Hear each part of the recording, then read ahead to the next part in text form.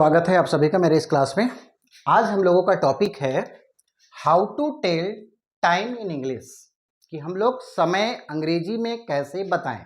हिंदी में अगर हम लोगों को समय बताना होता है तो हम आसानी से समय बता देते हैं, जैसे 1 बजा है, 2 बजा है, 3 बजा है, 3:05 हुआ है, 3:10 हुआ है, 3:15 हुआ है, 3:45 हुआ है, 5:30 हुआ है। ये आसानी से हम बता देते हैं, लेकिन अंग्रेजी में हम कैसे समय किसी को बताएं, तो ये आज हम लोगों का टॉपिक है। तो इसमें पहले हम लोग जानते हैं, जैसे इसमें कभी कभी हम लोग देखते हैं 7 AM 7 PM, तो ये AM लिखा हुआ है और PM लिखा हुआ है, ये क्या है? तो पहले हम जानते हैं AM के बारे में। तो AM क्या है?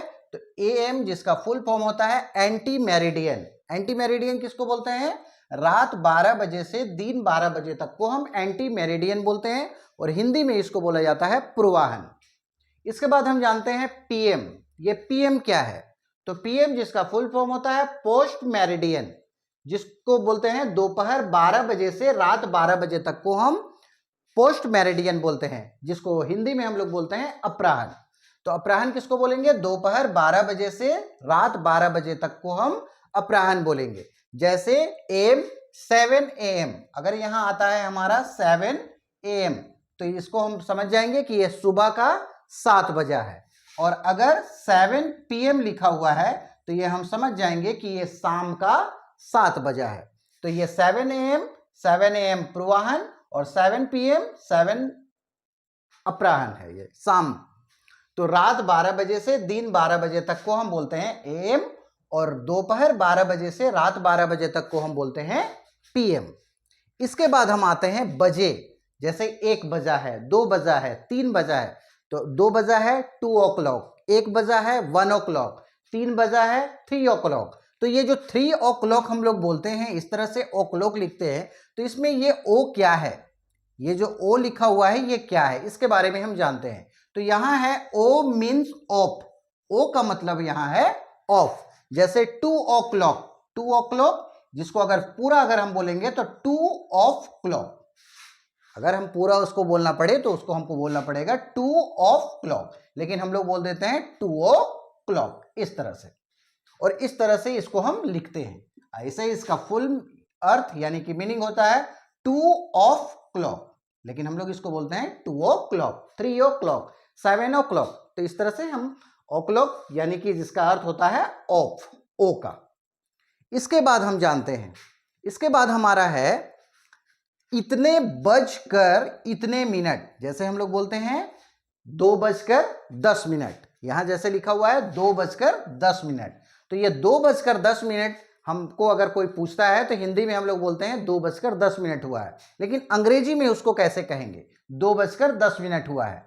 तो ये हिंदी से ये उल्टा होता है। हिंदी में हम लोग पहले घंटा उसके बाद मिनट को बोलते हैं। जैसे 2:10 हुआ है, तो बजे को यानी कि घंटा को हम पहले बोलते हैं और मिनट को बाद में बोलते हैं, लेकिन अंग्रेजी में जस्ट इसका उल्टा होता है। उल्टा कैसे होता है? जैसे 2:10 हुआ है, तो ये इतने बजकर इतने मिनट को हम पास्ट बोलते हैं। तो यहां जैसे है, पहले हम मिनट को बोलते हैं अंग्रेजी में 10:02। अगर यहां पर हमारा रहता 3:10, तो यहां हम बोलते हैं 10:03। अगर हमारा यहां रहता 3:07, 3:07, तो यहां हम बोलते हैं 7:03। तो इस तरह से मिनट को हम बोलते हैं पहले और घंटा को बोलते हैं बाद में। इसके बाद हम देखते हैं इतने बजने में इतने मिनट की देर है।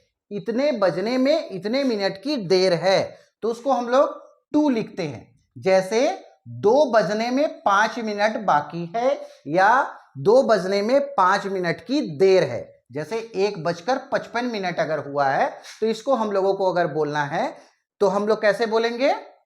5 to 2, यानी कि 5 मिनट बाकी है कितने बजने में? 2 बजने में। इसी तरह से अगर यहां रहता 2:50, तो यहां हम बोलते हैं 10 to 3, यानी कि 3 बजने में कितने मिनट की देर है? 10 मिनट की देर है। और यहाँ 1:55 हुआ है, यानी कि 2 बजने में कितने मिनट की देर है, तो 5 मिनट की देर है, तो वहां हम बोलेंगे 5 to 2। और अगर 3 बजने में 10 मिनट की देर है तो हम लिखेंगे यहां 10 to 3, यानी कि 3 बजने में 10 मिनट की देर है।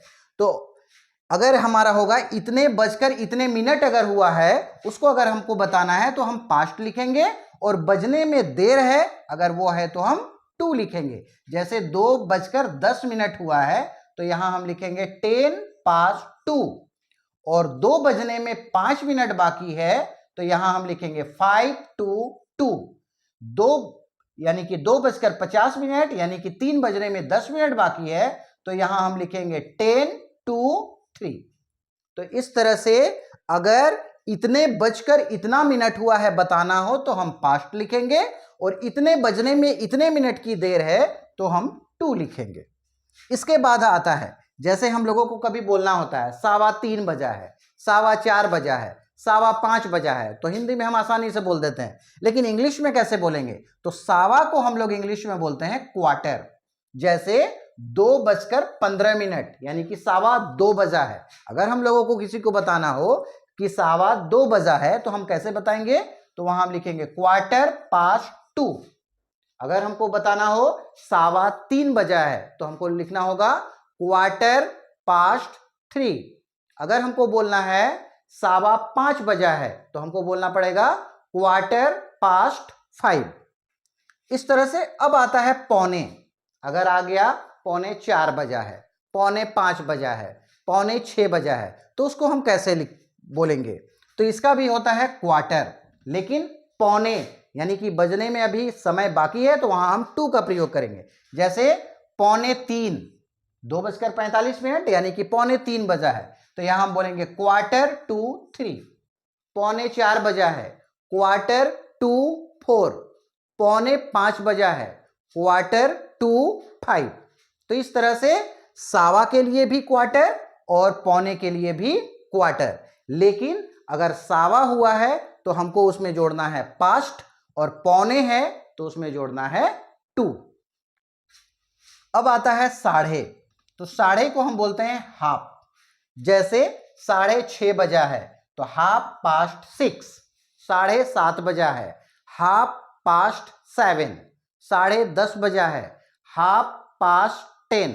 तो इस तरह से हम देखें कि हमारा एम क्या है, पीएम क्या है, ओ क्लॉक हम किसको कहते हैं, ओ क्लॉक में ओ इस तरह से हम क्यों लिखते हैं, और इतने बजकर इतने मिनट अगर हुआ है तो उसे हम किस तरह से कहेंगे, इतने बजने में इतने मिनट की देर है तो हम उसे कैसे कहेंगे, सावा अगर हुआ है तो उसे हम कैसे कहेंगे, पौने है तो उसे हम कैसे कहेंगे, और साढ़े है तो उसे हम कैसे कहेंगे। तो इस तरह से हम आज सीखे कि how to tell time in English, कि कैसे समय बताएं अंग्रेजी में।